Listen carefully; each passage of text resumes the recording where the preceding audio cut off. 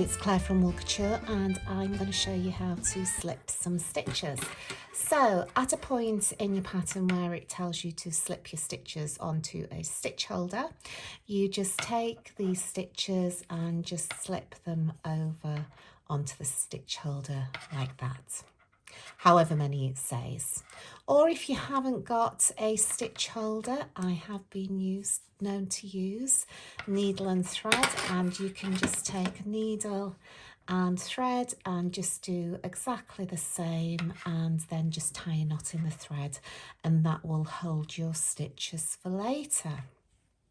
So at a point where you want to reintroduce your stitches, you take your stitches that are on the holder and just open that up, and you can just slip them back over like so, and then you just continue working in your pattern. Thank you for watching, and I hope that's helpful.